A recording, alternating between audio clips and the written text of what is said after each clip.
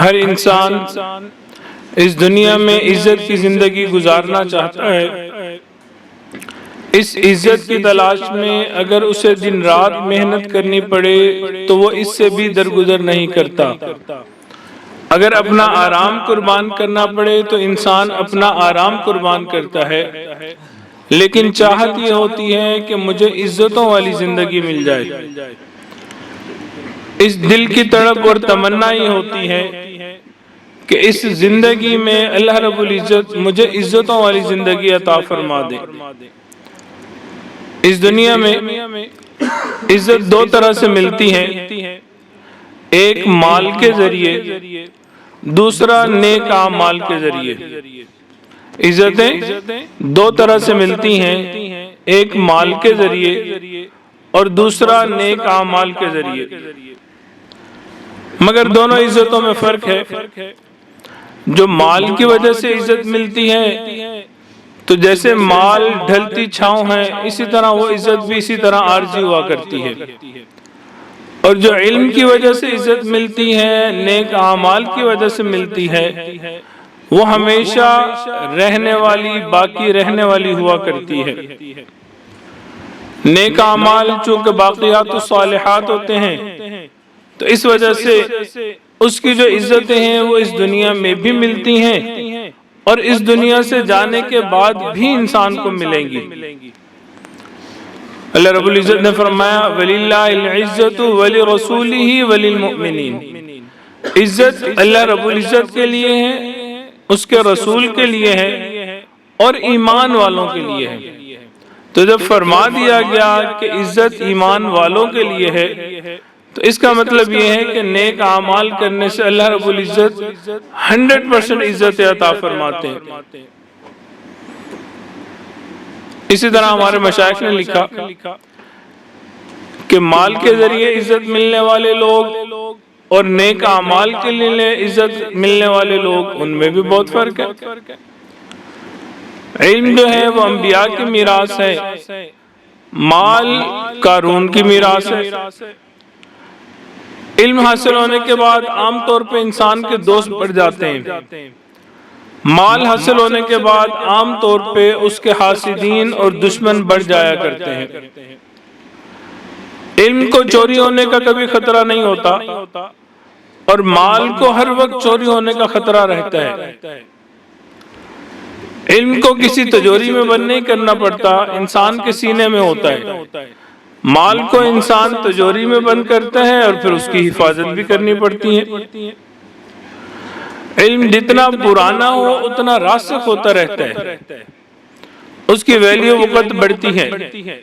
ہمارے جو علماء، جو مشائخ بڑی عمر کے ہوتے ہیں، ان کی عزت زیادہ ہوتی ہے۔ کیوں؟ انہوں نے بڑوں سے علم حاصل کیا، پہلے علم حاصل کیا، پختہ ہوتا جاتا ہے علم، زندگی گزارتے ہیں، تجربات سے گزرتے ہیں، اس لیے ان کا علم راسخ ہوتا ہے۔ مال پرانا ہوتا ہے وہ ڈی ویلیو ہوتا جاتا ہے، اس کی ویلیو کم ہوتی رہتی ہے۔ آج 1 روپے اتنے کا تھا، آج سے 10 سال کے بعد ڈی ویلیو ہو گیا، اب اس کی وہ ویلیو نہ رہی، اب وہ اس کی قدر و قیمت نہ رہی۔ تو مال جو ہے وقت کے ساتھ وہ ڈی ویلیو ہوا کرتا ہے۔ علم کو جتنا خرچ کیا جائے اتنا بڑھتا چلا جاتا ہے، جتنا آپ ادھر خرچ کریں، اس کو بتائیں اس کو بتائیں، علم بڑھتا رہتا ہے۔ اور مال کو اگر خرچ کیا جائے تو اتنا گھٹتا چلا جاتا ہے، کم ہوتا رہتا ہے۔ علم کی محبت سے انسان کے دل میں نور آتا ہے، مال کی محبت سے انسان کے دل میں اندھیرا آتا ہے۔ علم انسان کی حفاظت کرتا ہے، مال کی حفاظت انسان کو کرنی پڑتی ہے۔ حضرت رحمت اللہ علیہ اکثر فرمایا کرتے تھے، ایک عام تاثر ہے کہ آپ مال کے ذریعے سب کچھ خرید سکتے ہیں، بس آپ کے پاس مال پیسہ ہونا چاہیے اور آپ کو سب کچھ مل جائے گا۔ فرماتے تھے غلط تاثر ہے، اور واقعی اگر ہم غور کریں تو بات واقعی غلط ہے کہ واقعی اگر مال ہو تو بہت سارے کام ٹھیک ہو جاتے ہیں، ایسا نہیں ہے کہ نہیں ہوتے، لیکن سارے کام ٹھیک نہیں ہو سکتے۔ مثال کے طور پہ مال کے ذریعے اینک تو خریدی جا سکتی ہے، بینائی نہیں خریدی جا سکتی۔ مال کے ذریعے انسان کتاب تو خرید سکتا ہے، علم کو نہیں خرید سکتا۔ مال کے ذریعے انسان نرم بستر خرید سکتا ہے، میٹھی نیند نہیں خرید سکتا۔ کتنے مال پیسے والے ہیں، انزائٹی ڈپریشن ہوتا ہے، نیند کی گولیاں لے رہے ہوتے ہیں، اس کے باوجود نیند نہیں آتی ہے۔ وجہ کیا ہوتی ہے؟ پیسہ موجود ہوتا ہے، سب کچھ موجود ہوتا ہے، اب نیند کی گولیاں لینے کے باوجود نیند نہیں آ رہی ہوتی۔ تو اس کا مطلب یہ ہوا کہ مال سے انسان میٹھی نیند نہیں خرید سکتا۔ مال سے انسان اچھے کپڑے خرید سکتا ہے، حسن و جمال کو نہیں خرید سکتا۔ مال سے انسان گھر میں نوکر لا سکتا ہے، نیک سیرت بیٹا نہیں لا سکتا۔ مال سے انسان دوائیاں تو خرید سکتا ہے، اچھی صحت نہیں خرید سکتا۔ مال سے انسان خضاب تو خرید سکتا ہے، لیکن جوانی نہیں خرید سکتا۔ مال سے انسان لوگوں کی خوشامد خرید سکتا ہے۔ مال پیسہ دینے والے ہوتے ہیں نا، لٹانے والے ہوتے ہیں، لگانے والے لوگ چاپلوسی کرنے بیٹھے ہوتے ہیں، خوشامد کر رہے ہوتے ہیں، لیکن محبت نہیں خرید سکتا۔ وہی لوگ ہوتے ہیں جیسے ہی صاحب اٹھ کے جاتے ہیں پیچھے گالیاں دے رہے ہوتے ہیں۔ جبکہ علماء کا ہم نے دوسرا معاملہ دیکھا کہ لوگ سامنے بیٹھ کے اتنی تعریف نہیں کرتے جتنا منہ پیچھے تعریف کر رہے ہوتے ہیں۔ ہمارے حضرت ایسے، ہمارے شیخ ایسے، ہمارے استاد ایسے، منہ پہ اتنی تعریف نہیں کریں گے۔ وجہ کیا ہے؟ علم ہوتی ہے وجہ، تقویٰ ہوتا ہے وجہ، نیک اعمال وجہ بنتے ہیں۔ تو مال سے ہر کام اس دنیا میں نہیں ہوتا، تو سوچئے کہ روز محشر تو مال بالکل کام نہیں آئے گا۔ اللہ رب العزت نے فرمایا یوم لا ينفع مال ولا بنون الا من اتى الله بقلب سلیم۔ اس دن نہ مال کام آئے گا، نہ اولاد کام آئے گی۔ کیا کام آئے گا؟ جو شخص سنورا ہوا دل لے کے آئے گا، وہ دل اس کے کام آئے گا۔ قرآن مجید میں اللہ رب العزت فرماتے ہیں قُلْ هَلْ يَسْتَوِي الَّذِينَ يَعْلَمُونَ وَالَّذِينَ لَا يَعْلَمُونَ، آپ فرما دیجئے کہ علم والے اور بے علم برابر نہیں ہو سکتے۔ یہ نہیں ہو سکتا کہ علم والا اور بے علم بندہ ایک برابر ہو، نہیں، بلکہ قرآن مجید میں اور بھی کئی چیزیں ہیں جس کے بارے میں فرمایا کہ یہ آپس میں برابر نہیں ہو سکتی۔ ایک جگہ فرمایا قُلْ لَا يَسْتَوِي الْخَبِيثُ وَالطَّيِّبُ، پاکیزہ اور ناپاک چیز یہ برابر نہیں ہو سکتی۔ لا يستوي اصحاب النار واصحاب الجنہ، جنت والے اور دوزخ والے برابر نہیں ہو سکتے۔ ایک اور جگہ فرمایا وما يستوي الاعمى والبصير، بینا اور نابینا برابر نہیں ہو سکتے۔ ولا الظلمات ولا النور، ظلمت اور روشنی برابر نہیں ہو سکتی۔ ولا الظل ولا الحرور، دھوپ اور چھاؤں برابر نہیں ہو سکتی۔ وما يستوي الاحياء ولا الاموات، زندہ اور مردہ برابر نہیں ہو سکتے۔ تو اسی طرح علم والے اور بے علم لوگ برابر نہیں ہو سکتے۔ الحمدللہ ثم الحمدللہ، مبارکباد کے مستحق ہیں وہ طالبات جو جامعہ میں پڑھتی ہیں، قرآن اور حدیث مبارکہ کا علم حاصل کر رہی ہیں۔ یہ نہیں ہو سکتا کہ جو بچیاں علم حاصل نہیں کر رہی اور جو علم حاصل کرنے والی ہیں وہ آپس میں ایک برابر ہو، نہیں، قرآن کہہ رہے کہ برابر نہیں ہو سکتے۔ تو اس دنیا کے اندر حقیقی عزت انبیاء علیہ السلام کو ملی، اور یہ وہ لوگ تھے جو اللہ رب العزت کے چنیدہ اور پسندیدہ بندے تھے، جن کی زندگی انسانیت کے لیے نمونہ تھی۔ چونکہ یہ دنیا دار الاسباب ہے، سبب کی جگہ ہے، اسی لیے اللہ رب العزت نے انبیاء علیہ السلام کو پیدا فرمایا۔ اب چونکہ انبیاء ختم ہو گئے آنے، آقا علیہ السلام آخری نبی تھے، اب اللہ رب العزت نے اس امت میں اولیاء کا، علماء کا سلسلہ شروع کیا۔ العلماء ورثۃ الانبیاء، تو جو علماء ہیں وہ انبیاء کے وارث ہوا کرتے ہیں۔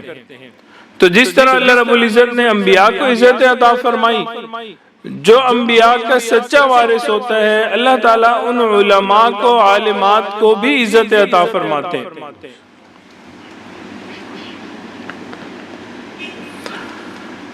ہمارے پاس بہت ساری مثالیں موجود ہیں جو ہمیں قرآن مجید سے ملتی ہیں، اور پتہ چلتا ہے کہ اللہ رب العزت علم کی وجہ سے عزت عطا فرماتے ہیں۔ سب سے پہلی مثال آدم علیہ السلام کی، اللہ رب العزت نے ان کو مسجود الملائکہ بنایا، اسجدوا لآدم فسجدوا الا ابلیس، آدم علیہ السلام کو سجدہ کرو تو ملائکہ نے سجدہ کیا، ابلیس نے نہیں کیا۔ اب سجدہ کرنے کی وجہ کیا بنی؟ وجہ یہ تھی کہ اللہ رب العزت نے علم الاشیاء عطا فرمایا تھا، اشیاء کے نام معلوم تھے، آدم علیہ السلام کو علم دیا تھا، ملائکہ کے پاس نہیں تھا۔ اب جب ان سے پوچھا گیا ان کو علم نہیں تھا، آدم علیہ السلام کو علم تھا، تو حکم ہوا سجدہ کرے۔ وجہ کیا بن رہی ہے؟ علم بن رہا ہے۔ کیوں؟ اللہ رب العزت نے نالج دیا تھا، علم دیا تھا۔ اسی طرح اگر ہم دیکھیں تو داؤد علیہ السلام کو اللہ رب العزت نے دنیا میں سلطنت عطا کی تھی، سبب کیا ہے؟ قرآن مجید میں فرمایا وَعَلَّمْنَاهُ صِنْعَةَ لَبُوسٍ لَكُمْ، لوہے کی زرہ بنانے کا علم عطا کیا گیا، ہم نے عطا کیا، وَعَلَّمْنَاهُ، ہم نے عطا کیا۔ تو نسبت اپنی طرف فرمائی کہ ہم نے ان کو لوہے کی زرہ بنانے کا علم دیا تھا، تو اللہ رب العزت نے سلطنت عطا فرما دی۔ سلیمان علیہ السلام ہے، دنیا کی شاہی ملی، ایسی بادشاہی نہ اس سے پہلے کسی کو ملی نہ ان کے بعد کسی کو ملی، انسانوں کے بھی بادشاہ، جنوں کے بھی بادشاہ، چرند کے بھی بادشاہ، پرندوں کے بھی بادشاہ، عجیب حیوانات نباتات کے بادشاہ۔ قرآن مجید میں ان کے بارے میں آتا ہے کہ جو ان کے غلبہ کی وجہ بنی، کیا فرمایا؟ یا ایھا الناس علمنا منطق الطیر، اے انسانوں اللہ رب العزت نے پرندوں کی بولی سمجھنے کا علم عطا کیا۔ اب یہ علم ان کے پاس موجود تھا، پھر اللہ رب العزت نے فتح عطا فرمائی۔ حضرت یوسف علیہ السلام کو دیکھیے، اللہ رب العزت نے ان کو بھی بادشاہی عطا فرمائی، سلطنت عطا فرمائی۔ وجہ کیا بنی؟ وجہ علم بنا۔ جب علم نہیں تھا تو مصر کے بازار میں بک رہے تھے، حسن موجود تھا، علم موجود نہیں تھا۔ اب کیا؟ مصر کا بازار ہے اور سرے بازار یوسف علیہ السلام کی قیمتیں لگ رہی ہیں۔ پھر اللہ رب العزت نے علم عطا فرمایا، فَلَمَّا بَلَغَ أَشُدَّهُ آتَيْنَاهُ حُکْمًا وَعِلْمًا۔ اب جب اللہ رب العزت نے حکمت عطا فرمائی، علم عطا فرمایا، پھر اللہ رب العزت نے خزانے کی چابیاں عطا فرما دی، اجعلنی علی خزائن الارض، فرمایا مجھے خزانوں کا والی بنا دو۔ اب چونکہ علم موجود تھا، خواب کا علم تھا، بادشاہ کو خواب آیا، اس کی تعبیر بتائی، تو اللہ رب العزت نے علم کی وجہ سے ان کو شاہی عطا فرما دی۔ قرآن مجید میں اللہ رب العزت فرماتے ہیں وَكَذَلِكَ اجْتَبِيكَ رَبُّكَ وَيُعَلِّمُكَ مِن تَأْوِيلِ الْأَحَادِيثِ، اللہ رب العزت نے مجھے خوابوں کی تعبیر کا علم عطا فرمایا ہے، چنانچہ اس کی وجہ سے اللہ رب العزت نے شاہی دی۔ حضرت عیسیٰ علیہ السلام نے دنیا میں اپنی والدہ سے تہمت کو دور کیا اپنے علم کی وجہ سے۔ قرآن مجید گواہی دیتا ہے وَيُعَلِّمُهُ الْكِتَابَ وَالْحِكْمَةَ وَالتَّوْرَاةَ وَالْإِنْجِيلَ، اللہ رب العزت نے علم عطا فرمایا تھا۔ اللہ اکبر۔ حضرت خضر علیہ السلام کے بارے میں مفسرین نے لکھا ہے کہ اولیاء میں بڑا مقام رکھنے والے ولی ہیں، اور ان کو ایک نبی کے استاد بننے کا شرف حاصل ہے۔ سبحان اللہ، ایک ولی اس کو ایک نبی کے استاد بننے کا شرف نصیب ہوا، اور نبی بھی کون؟ کتنی شان والے؟ جو کلیم اللہ، اللہ رب العزت سے کلام کرنے والے ہیں، کلم اللہ موسیٰ تکلیما، ان کے استاد بننے کا مقام نصیب ہوا۔ وجہ کیا بنی؟ وجہ علم بنا، اللہ رب العزت نے ان کو وہ علم عطا فرمایا تھا۔ فوجد عبدا من عبادنا آتیناہ رحمتا من عندنا وعلمناہ من لدنا علما، ہم نے اسے اپنے پاس سے علم عطا فرمایا، تو سبب کیا بن رہا ہے؟ علم بن رہا ہے کہ وہ وقت کے نبی کے پیغمبر کے بھی استاد بن گئے۔ نبی علیہ السلام کو اللہ رب العزت نے کونین کی شاہی عطا فرمائی، سید الاولین والآخرین، اللہ رب العزت نے علم میں بھی ممتاز فرمایا، وَعَلَّمَكَ مَا لَمْ تَكُنْ تَعْلَمْ وَكَانَ فَضْلُ اللَّهِ عَلَيْكَ عَظِيمًا، آپ کو وہ علم دیا جو آپ کے پاس نہ تھا، اور آپ پر اللہ رب العزت کا بڑا فضل ہوا۔ تو ان تمام ہستیوں کو جو عزتیں ملی، جو مقام ملا، جو مرتبہ ملا، وجہ کیا بن رہی ہے؟ علم بن رہا ہے۔ یہ جو علم ہے اللہ رب العزت نے اس علم کی وجہ سے یہ مرتبہ مقام عطا فرمایا ہے۔ تو جو طالب علم ہوتا ہے، دین کا پڑھنے والا ہوتا ہے، اللہ رب العزت ان کو عزت عطا فرماتے ہیں۔ تو مبارکباد کی مستحق ہیں وہ طالبات جو الحمدللہ جامعہ کے اندر پڑھتی ہیں، علم حاصل کرتی ہیں، قرآن مجید پڑھتی ہیں، حدیث مبارکہ پڑھتی ہیں۔ اللہ رب العزت اس علم کی وجہ سے ان کو عزت عطا فرماتے ہیں۔ تو پہلا کام جو کرنے والا ہوتا ہے وہ علم حاصل کرنا ہوتا ہے۔ اب ایک نقطہ سمجھ لیجئے، جس طرح چراغ جلے بغیر روشنی نہیں دیتا، اس طرح علم بھی بغیر عمل کے فائدہ نہیں دیتا۔ اس طرح علم بھی بغیر عمل کے فائدہ نہیں دیتا۔ اس لیے قرآن مجید میں بنی اسرائیل کے بے عمل پیروں کو کتوں سے تشبیہ دی گئی اور بے عمل علماء کو گدھے سے تشبیہ دی گئی۔ بلند باور کے بارے میں فرمایا فَمَثَلُهُ كَمَثَلِ الْكَلْبِ، اس کی مثال کتے کی سی ہے۔ کیوں؟ بے عمل تھا، عمل موجود نہیں تھا۔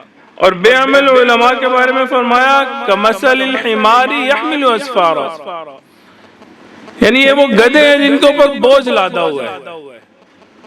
تو کیا مطلب ہوا کہ علم پہلا سٹیپ ہے، لیکن وہ فائدہ مند تب تک نہیں ہے جب تک اس علم کے اوپر عمل نہ کیا جائے۔ نمٹ علم جو ہے اس کا فائدہ نہیں ہوا کرتا، بلکہ وہ انسان کے لیے کئی دفعہ نقصان دہ ہو جاتا ہے۔ اسی لیے کہا گیا ضرور مثل ہے، علم عمل کا دروازہ کھٹکھٹاتا ہے، کھل جائے تو موجود رہتا ہے ورنہ ہمیشہ کے لیے چلا جاتا ہے۔ تو پہلا کام علم حاصل کرنا، دوسرا کام اس کے اوپر عمل کرنا۔ اچھا، بہت سارے طلباء طالبات کو دیکھا کہ وہ کہتے ہیں کہ جی علم حاصل کر رہے ہیں، جب پورا کر لیں گے پھر اکٹھا عمل کریں گے۔ نہیں، ایسا نہیں ہوتا۔ جیسے جیسے پڑھیں ساتھ ساتھ اس کے اوپر عمل کریں۔ اللہ رب العزت نے قرآن مجید نازل فرمایا، تھوڑا تھوڑا کر کے نازل ہوا۔ جس طرح آیات اترتی تھیں حضرات صحابہ کرام اسی طرح اس پر عمل کیا کرتے تھے۔ یہ نہیں تھا کہ قرآن پورا اترے گا پھر عمل کریں گے، نہیں، یہی وجہ تھی کہ یہاں پہ قرآن مجید مکمل ہوا، وہاں حضرات صحابہ کرام کی پوری زندگی ایگزیکٹلی قرآن مجید کے مطابق ہو چکی تھی، چلتا پھرتا قرآن کا نمونہ تھے۔ پھر جب انسان علم حاصل کرتا ہے، اس کے اوپر عمل کرتا ہے، پھر اس کے بعد ایک قدم ہے جس کو اخلاص کہا جاتا ہے۔ یہ تین چیزیں جب اکٹھی ہوتی ہیں، علم، عمل اور اخلاص، پھر یہ ایک قوت بن جایا کرتی ہے، یہ ایک طاقت بن جاتی ہے۔ جس کے اندر بھی علم ہوگا وہ انسان اس پہ عمل کرے گا اور اخلاص بھی ہوگا۔ پھر اب یہ الفاظ اور حروف نہیں بلکہ یہ ایک طاقت اور ایک قوت بن جایا کرتی ہے۔ یہی وجہ ہے کہ ایسے حضرات جن کو اللہ نے علم عطا کیا، انہوں نے اس علم پہ عمل کیا اور اخلاص کے ساتھ کیا۔ پھر جب وہ اللہ رب العزت کے سامنے ہاتھ اٹھایا کرتے تھے تو اللہ رب العزت ہاتھوں کو رد نہیں فرمایا کرتے تھے، ان کی دعاؤں کو قبول کیا کرتے تھے۔ جب انسان کے پاس یہ طاقت آتی ہے پھر انسان وہ کام کر دکھاتے ہیں جو جن بھی نہیں کر سکتے۔ اس کی مثال قرآن عظیم الشان سے، قرآن مجید میں واقعہ ہے کہ سلیمان علیہ السلام کو تخت چاہیے تھا ملکہ بلقیس کا۔ اب وہ اپنے وزراء کے ساتھ، مشیروں کے ساتھ بیٹھے، کوئی ہے جو تخت لے کے آ سکتا ہے؟ یا ایھا الملأ، اے میرے عمراء، اے میرے مشیروں، ایکم یأتینی بعرشہا قبل ان یأتونی مسلمین، تم میں سے کون ہے جو ملکہ بلقیس کا تخت مجھ تک لے آئے اس سے پہلے کہ وہ مجھ تک پہنچے؟ اس کے آنے سے پہلے کون لا کے دکھا سکتا ہے؟ قال عفریت من الجن، جنوں میں سے ایک عفریت جن جو تھا، بڑا جن تھا، وہ کھڑا ہوا اور کہنے لگا انا آتی کا بھی قبل ان تقوم من مقامک، میں لے کے آتا ہوں جی اس سے پہلے کہ آپ کی محفل برخاست ہو، آپ کی مجلس برخاست ہو، اس سے پہلے میں لے کے آ جاتا ہوں۔ فرمایا نہیں، it's too late، بہت وقت ہے اس کے اندر، اس سے بھی پہلے چاہیے۔ پھر ایک اللہ کا نیک بندہ وہاں بیٹھا ہوا تھا جس کو اللہ رب العزت نے کتاب کا علم عطا فرمایا تھا، کیا کہنے لگا انا آتی کا بھی قبل ان یرتد الیک طرفک، میں لے کے آتا ہوں اس سے پہلے کہ آپ اپنی پلک جھپکیں۔ اب یہ بھلا کون تھا؟ قرآن مجید اس کے بارے میں گواہی دیتا ہے، فرماتا ہے قال الذی عنده علم من الکتاب، کہا اس نے جس کے پاس کتاب کا علم تھا۔ تو جس کے پاس علم موجود تھا وہ جنوں کے اوپر بھی بازی لے گیا کہ جی اس سے پہلے میں لا کے دکھا دیتا ہوں۔ تو جہاں پہ جن بے بس ہو جاتے ہیں وہاں پہ ایسا عالم جو باعمل ہوتا ہے، اخلاص والا ہوتا ہے، اس کو اللہ رب العزت زیادہ عزت عطا فرماتے ہیں۔ تو عزیز طالبات، ہم نے علم حاصل کرنا ہے، اس علم پہ عمل کرنا ہے اور اخلاص کے ساتھ عمل کرنا ہے۔ جب ہم ان تین چیزوں کو اکٹھا کریں گے پھر یہ ایک ایمانی طاقت بن جائے گی، روحانی طاقت بن جائے گی، جس سے انسان کو اس دنیا میں بھی عزتیں ملیں گی، آخرت میں بھی عزتیں ملیں گی۔ اس کی ایک مثال دے دیتا ہوں کہ جب انسان یہ تین چیزیں اکٹھی کرتا ہے پھر انسان کو کیا فائدہ ہوتا ہے۔ سیدنا عمر بن خطاب کے پاس علم بھی تھا، عمل بھی تھا، اخلاص بھی تھا، پھر طاقت ایسی تھی کہ انسان حیران ہوتا ہے۔ میں نے پہلے واقعہ سنایا آصف بن برقیہ کا، تو اس کے بارے میں کہا جا سکتا ہے جی پرانی بات کر رہے ہیں، نہیں، اس امت کی بات کی جائے۔ حضرت عمر بن خطاب کے پاس یہ چیزیں تھیں، اللہ رب العزت نے ان کا حکم ہوا پہ چلایا۔ کھڑے ہوئے ہیں مسجد نبوی میں منبر رسول پہ، کہتے ہیں یا ساریت الجبل، ہوا ان کا یہ میسج وہاں سے لیتی ہے اور کئی کلومیٹر دور جہاں پہ دشمن سے مسلمان لڑائی کر رہے ہیں ان کے جو امیر ہوتے ہیں ان تک یہ پیغام پہنچا دیتی ہے۔ وجہ کیا تھی؟ علم تھا، عمل تھا، اخلاص تھا۔ اللہ رب العزت نے ایسی طاقت دی کہ ہوا کے اوپر حکم چل رہا ہے، ہوا وہاں پہ پیغام پہنچا رہی ہے۔ کتابوں میں لکھا ہے ایک مرتبہ مدینہ منورہ میں زلزلہ آیا ہے تو عمر رضی اللہ تعالیٰ عنہ کھڑے تھے، آپ نے زمین پہ پاؤں مارا اور کہنے لگے زمین کیوں ہلتی ہے، کیا عمر نے تیرے اوپر عدل قائم نہیں کیا؟ زمین وہیں پہ رک گئی۔ تو زمین کے اوپر حکم چل رہا ہے۔ ایک مرتبہ مدینہ منورہ کے باہر سے آگ نکلتی ہے، مدینہ طیبہ کی طرف بڑھنا شروع ہوتی ہے۔ حضرت عمر ایک صحابی کو بلا کے کہتے ہیں کہ اس آگ کو جہاں سے نکلی ہے واپس لے جاؤ۔ وہ اپنے رومال کو کوڑے کی طرح بناتے ہیں، چابک کی طرح، اور ایسے مارتے ہیں جیسے کسی جانور کو مارا جاتا ہے، اور آگ جہاں سے نکلی تھی وہاں پہ واپس چلی جاتی ہے، واپس چھوڑ کے آتے ہیں۔ آگ کے اوپر حکم چل رہا ہے۔ ایک مرتبہ امیر المؤمنین کو امیر لشکر نے خط لکھا کہ میں دریائے نیل میں وہاں پہنچا ہوں اور یہاں پہ ایک رسم ہے کہ جب تک دریائے نیل کو کسی نوجوان عورت کی قربانی نہ دی جائے اس وقت تک پانی نہیں چلتا۔ امیر المؤمنین خط لکھتے ہیں اے دریائے نیل، اگر تو اپنی مرضی سے چلتا ہے تو نہ چل، اور اگر تو پروردگار کی مرضی سے چلتا ہے تو امیر المؤمنین عمر بن خطاب حکم دے رہے ہیں کہ تو چل۔ آج تک دریائے نیل چل رہا ہے، عمر بن خطاب کی عظمتوں کے پھریرے لہرا رہا ہے۔ کیا وجہ تھی؟ علم تھا، عمل تھا اور اخلاص تھا۔ جب انسان کے پاس یہ چیزیں آتی ہیں پھر انسان کو اللہ رب العزت عزت عطا فرماتے ہیں۔ آج ہمیں بھی اگر عزتیں چاہیے ہیں ہمیں بھی پھر اس راستے کو اپنانا ہے، اس کو عملی جامہ پہنانے کی ضرورت ہے۔ عمل فقط اللہ رب العزت کی رضا کے لیے کریں، یہ نیت نہ ہو کوئی مجھے دیکھے گا، میری واہ واہ کرے گا، میری واہ واہ ہوگی، نہیں، اللہ رب العزت کی رضا کے لیے کریں۔ افسوس کی بات یہ ہے کہ سب سے پہلا تو مسئلہ یہ ہے کہ ہم لوگ علم حاصل نہیں کرتے، علم حاصل کریں تو اس پہ عمل نہیں ہوتا، اور عمل بھی کرنے لگے تو ریا پیدا ہوتا ہے، اخلاص نہیں ہوتا۔ ہر ایک کو یہ ہوتا ہے میری واہ واہ ہونی چاہیے، میری تعریف ہونی چاہیے، میرا کام ہونا چاہیے۔ انسان انہی کاموں میں لگ جاتا ہے، جو مقصد ہوتا ہے اس کو بھول جاتا ہے، جو روح ہوتی ہے اس کو بھول جاتا ہے اور مقابلے بازی میں لگ جاتا ہے۔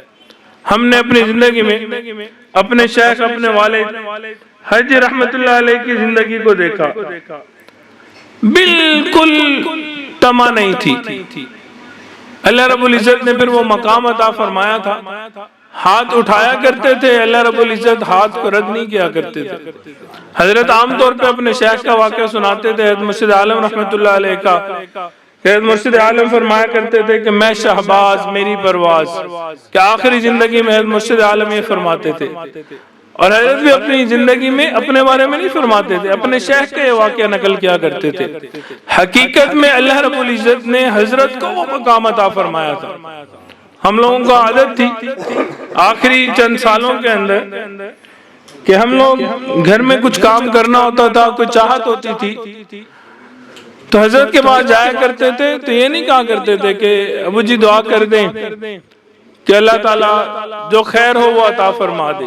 نہیں، ہمیں پتا تھا کہ ان کے ہاتھ اٹھنے اللہ نے دعا قبول کرنی ہے۔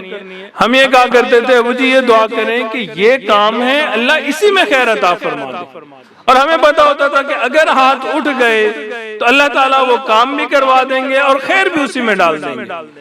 وجہ کیا تھی؟ وجہ یہی تھی کہ اللہ نے علم بھی عطا کیا تھا، عمل بھی تھا اور اخلاص کے ساتھ تھا، ریا نہیں تھی، میں مٹی ہوئی تھی۔ انسان کی اس راستے میں کبھی کبھی میں رکاوٹ بن جاتی ہے، تو انسان کو چاہیے کہ اپنے نفس کو پامال کرے، اپنے نفس کو مٹا دے۔ جو شخص اس راستے میں اپنے نفس کو مٹا دیتا ہے، اپنی میں کو مٹا دیتا ہے، پھر اللہ رب العزت اس کو عزت عطا فرماتے ہیں۔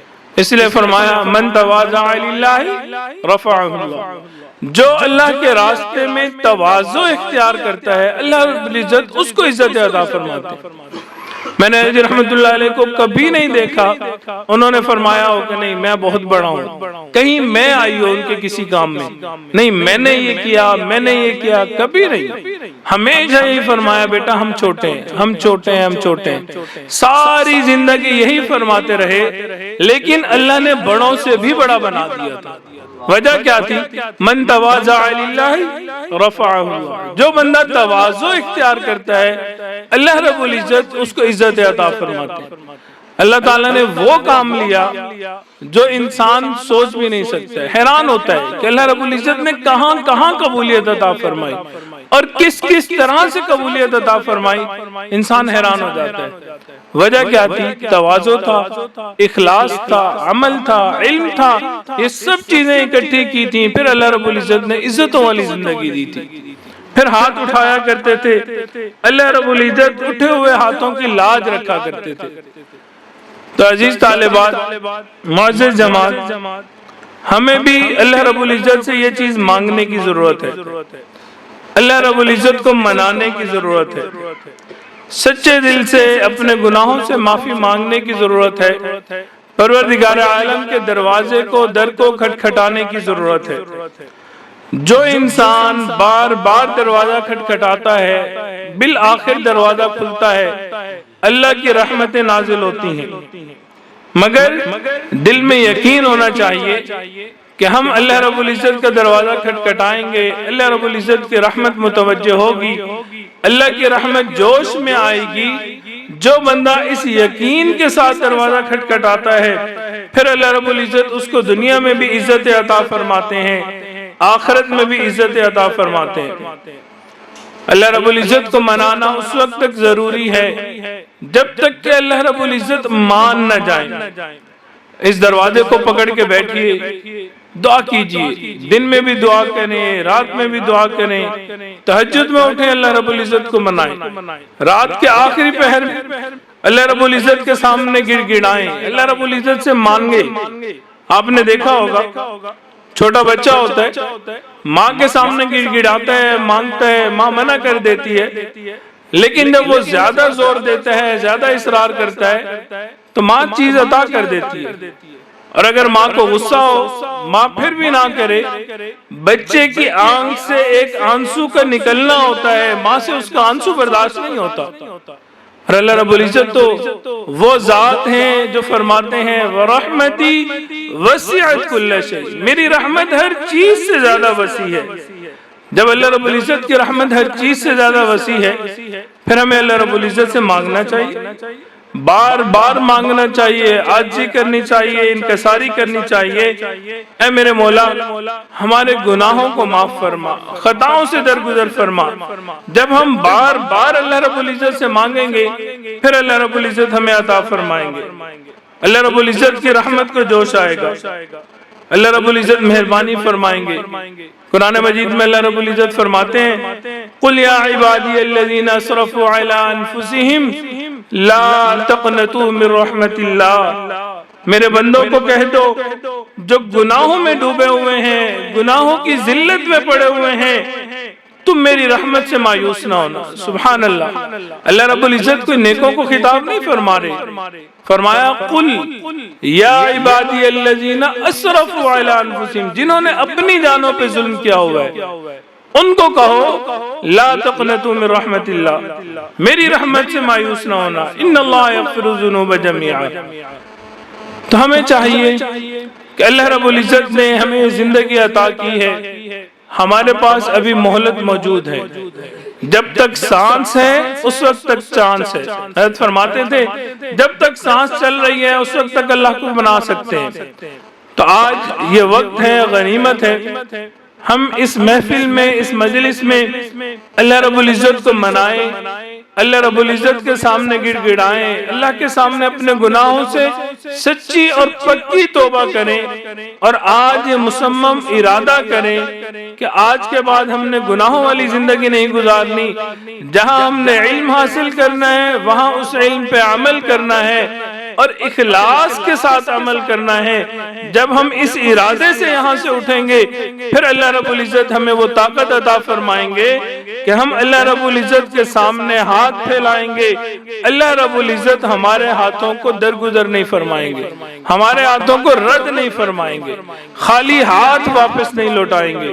دعا ہے اللہ رب العزت ہمیں اپنے مقبول بندوں اور بندیوں میں شامل فرمائے، اللہ تعالیٰ ہمیں اس دنیا میں بھی عزت عطا فرمائے، اور پروردگار عالم کل قیامت کے دن اپنے مشائخ کے سامنے، اپنے اساتذہ کے سامنے ہمیں عزت عطا فرمائے۔